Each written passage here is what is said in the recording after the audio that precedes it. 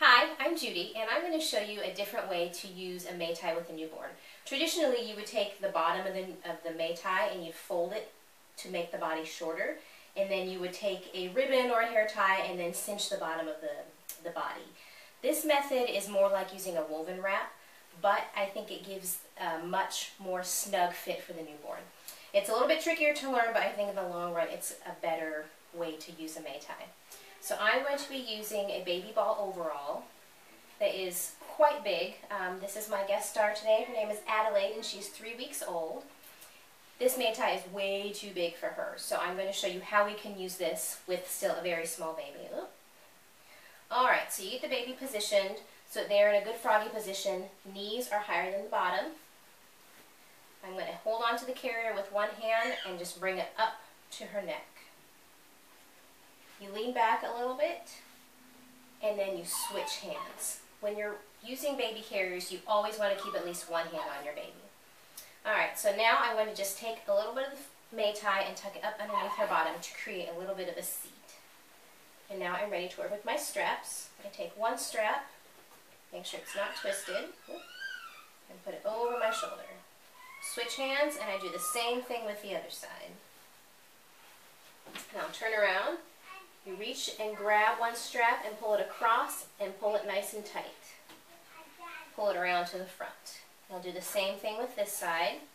I pull it across, and you see when I tighten it, when I pull on it, it tightens the top of the carrier. I'm just adjusting here to make sure it's as tight as I like for it to be. Now I'm ready to tie off the shoulder straps. Now I don't want there to be too much fabric in between the baby's leg and my body because their legs are so small at this point.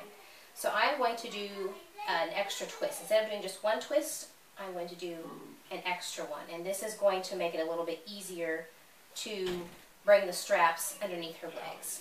I'm taking the bottom portion here and cinching it together. Oops, lost my strap here. There it is. And now I'm going to just bring this around and tie it in a full knot behind my back.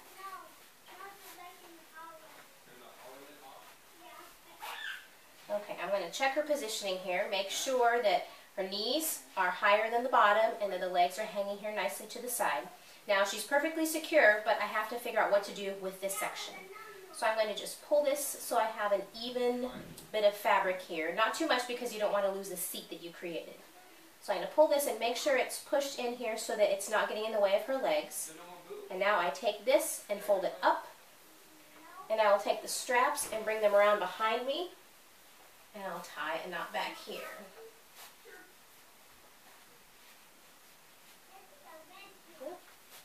So this then takes all the extra fabric that was hanging down and brings it up above and makes it easier to tie a knot without having to bring any fabric underneath the baby's legs. So here you have a secure carry with a May tie and a newborn. She's snug as a bug in here, sleeping away. Hope this has been helpful. Thank you very much.